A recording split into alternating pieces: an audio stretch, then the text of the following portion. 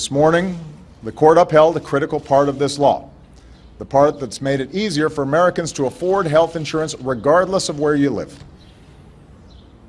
If the partisan challenge succeeded, millions of Americans would have had thousands of dollars worth of tax credits taken from them. For many, insurance would have become unaffordable again. Many would have become uninsured again.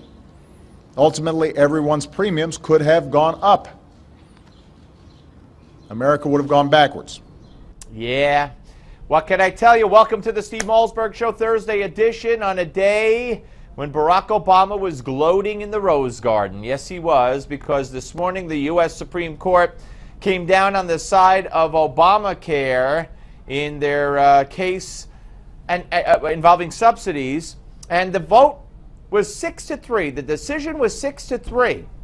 And everybody's focusing on Justice Roberts, the Chief Justice, who not only changed his vote last time around and upheld the constitutionality of Obamacare in a 5-4 decision, but, you know, he wrote the decision in this case, the majority decision in this case.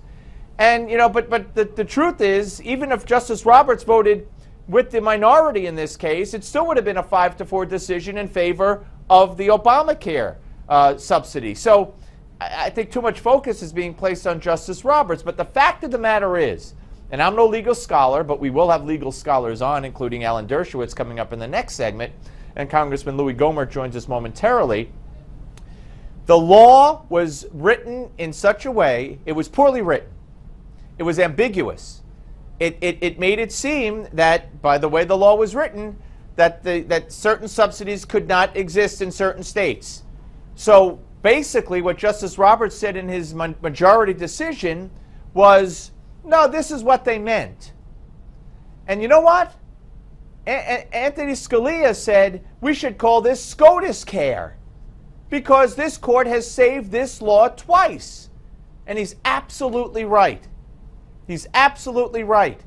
It's up to Congress to change the way the law was written if it was ambiguous or if there was a question about it. Not up to the Supreme Court to come to the rescue of Congress. Congress should be weighing in on the constitutionality of a law, not saying, oh, this is what they meant, especially in a law that was just passed in such close proximity. So that's where we are. Then Obama takes to the Rose Garden and lies. He lied. In my view, he lied about what Obamacare is doing, what it does, what it means. It's baloney. Ladies and gentlemen, John Boehner, yeah, he came out and said blah, blah, blah. But John Boehner needs to say more than blah, blah, blah. We don't have congressman yet, do we? Okay. John Boehner needs to say more than blah, blah, blah. The Republicans need to say more than blah, blah, blah. The Republicans need to come out and tell you the horror stories of Obamacare. They need to bring people who have cancer, who have lost their oncologist. They need to bring people who are sick and have lost their hospital, who have had to change their doctor, who can't afford the $6,000 deductibles that Obamacare requires in many instances for families of 4. That's what they need to do, and they needed to do it this morning. And you know when they're going to do it? Never. Because I've just about given up on the darn Republican Party. I'm sick of them. I sit here and I say things and communicate positions and points and facts that need to be told. If the Republicans' leadership, the Republican Party leadership in this country is serious about change, about combating Obamacare. They need to talk about the medical device tax. They did. They did in November. In November, they were all going to overturn it if only you would elect us. What have they done? They've done nothing. Nothing. And they should be ashamed of themselves. Joining us now is a man who does not need to be ashamed of himself. Louie Gohmert, Congressman from the great state of Texas and Vice Chair of the House Crime, Terrorism, and Homeland Security Committee. Congressman, your take on today's Supreme Court decision and then Obama's victory lap at the Rose Garden. Well, that was the Supreme Court has a lot to be embarrassed about. As a former judge and Chief Justice, I am extremely embarrassed for them. And unfortunately, when you've sold your souls, it's kind of tough to even realize you should be embarrassed, but they should.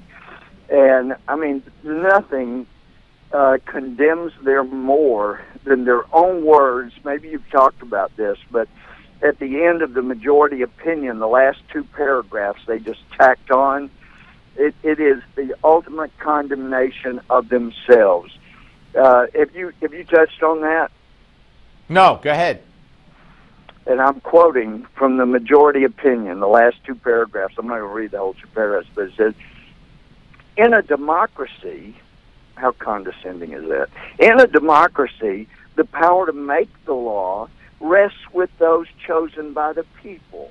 Our role is more confined, quote, to say what the law is, unquote, citing Marbury versus Madison. That is easier, they say, in some cases than in others.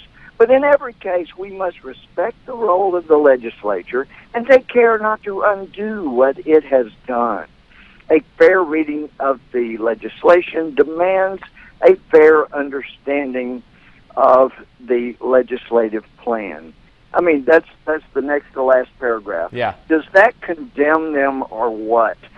The legislature made clear, the Congress, the House and Senate, without a single Republican vote, they made very clear that if your state does not set up an exchange, then your state is not going to get subsidies. That's the law. They tweaked our noses with it. They chided us with those words. They intended those words. You're not going to get one dime of subsidy unless you set up a state exchange. They meant it. The law is unequivocal. And then they realized, wow, most of these states don't go along with us. Right. They don't agree with us. So, wow, we better change the law. For after all, the president has a pen and he has a phone. That makes him a monarch. He can change the law as he wishes at will. And then he brings in the jesters, the majority of the court, including the Chief Justice. He brings in the jesters to do dances and to bow and scrape and tell the president and the former majority how wonderful they are and make fun of the minority as it was then, which is the majority now. And that's what we have for a Supreme Court. And how do we know that these are no more than jesters? It can be easily pointed to by that next to last paragraph, and right. The last is about as bad. No, I think you make an excellent point. And Congressman, I don't want to run out of time here before I get to ask you this, because we have Alan Dershowitz on to further analyze the legal aspects of it. I think you've made great points here, and I agree with you 100%. But where is the leadership of this party coming out and answering? I know Boehner made a statement, oh, we're going to keep fighting, blah, blah, baloney. Where are they talking about the damage this law has done? The people who have lost doctors, the people who have lost their cancer treatment centers and had to change, the $6,000 deductibles. And where is the promise that they made in November to, hey, tomorrow we're going to put the medical device tax and we're going to vote on it, we're going to pass it, and we're going to pass this, and we're going to change that. I'm sick and tired of hearing that, oh, we're going to continue to fight. There is no fight, Congressman. No, there were a number of things that we could have done that we missed the opportunity to do to stop this.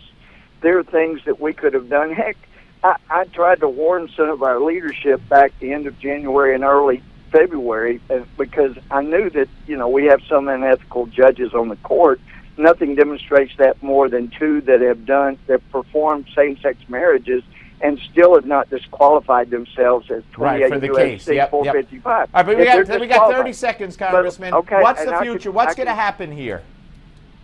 Well, the law goes on as it has, and hopefully if we either get new leadership or all of a sudden our current leadership grows some leadership ability, then we can start dismantling this thing until it's gone. I thought you were going to say grow something else. Well, I didn't go there. Thank you, Congressman. God bless you. Congressman Louie Gohmert. We're coming back with God's blessing. Alan Dershowitz. Yes, indeed.